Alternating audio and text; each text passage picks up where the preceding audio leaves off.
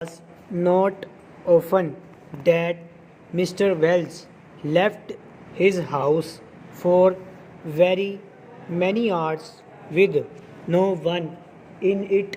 Full stop. During the day, Miss Black was there for most of the time. Full stop.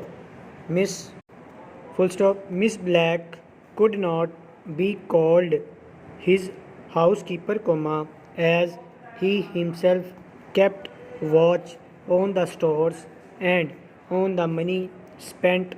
Full stop. In fact, he bought most of the food, cleaning materials, and so on, on his way home from the office, and merely passed them to Miss Black to put away.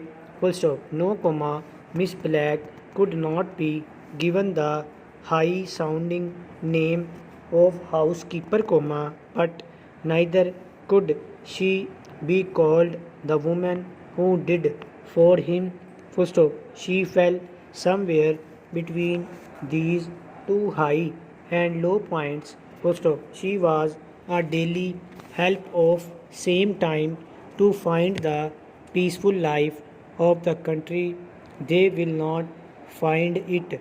Full stop. The case with which it is now possible to reach the country places has made them less worth reaching. Full stop. There is, I think, nothing that we can do about it. Full stop. Motor cars are with us. She was a daily help of the most valuable kind, and she looked after the house of Mr. Wells with as much care as she would have looked after her own, had she had one of her own. Full stop. But she had no house of her own, and in the evening she went off, and even Mr. Wells did not know where she went or what she did.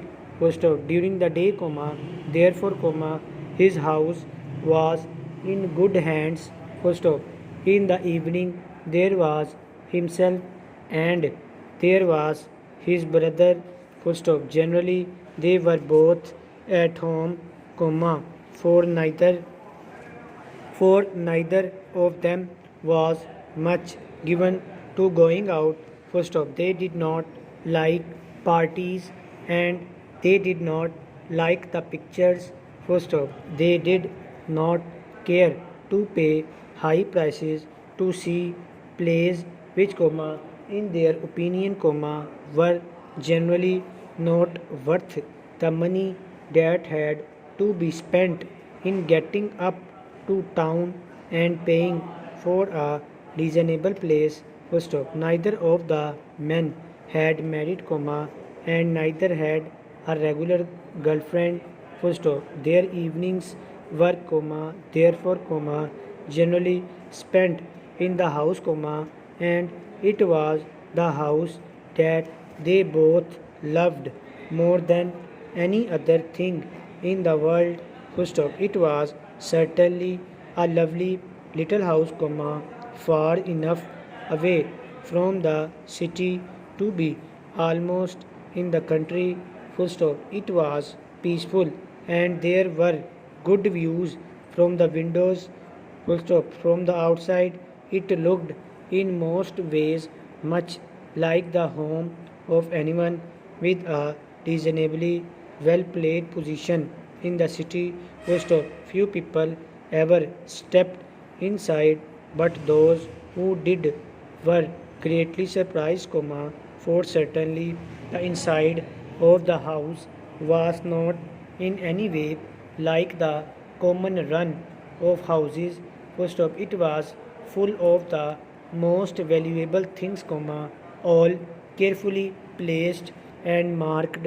Full stop. What had been two living rooms had been made into one very large room in the form of the letter L, full stop.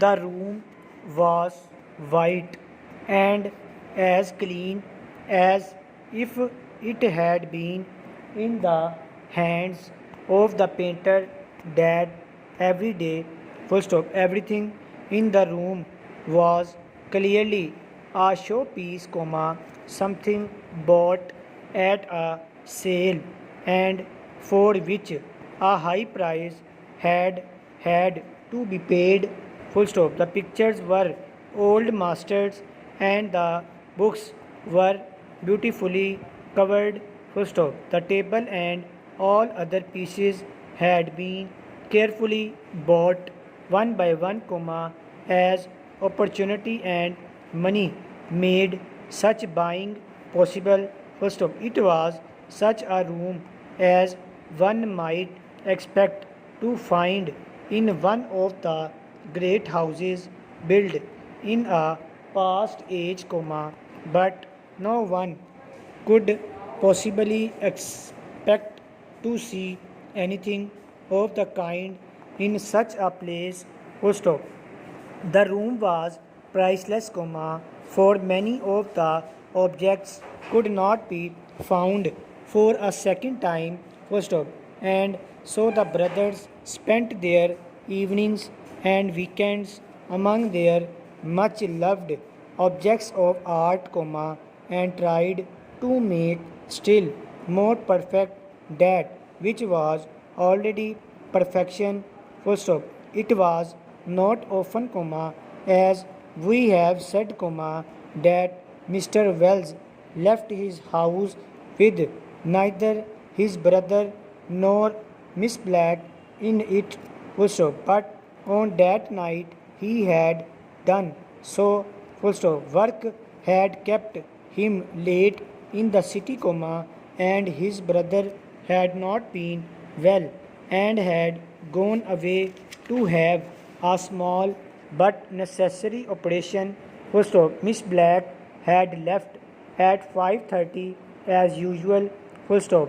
Mr. Wells read his paper while waiting for the 8:45 train home, but the rain was late in starting as there was some mist in the places along the line, and it stopped several times before reaching his station, full stop. He got out and walked towards his home, the mist in the air seemed to have a red touch, he thought, as he walked on, full stop. Then he had a feeling of fear, of cold fear, for without doubt something was on fire, something was burning, full stop. He broke into a run, and then he stopped, full stop. After all, it was not his house that was on fire, his own most beautiful and loved house, full stop. It was the house immediately behind his, full stop. But at the moment of his fear, he saw his life clearly for the first time, full stop. He saw that he had spent his years loving cold and lifeless objects, full stop. He saw that he loved no living being and that no living being loved him or cared that he was late home that night, that he was cold and had known fear, full stop.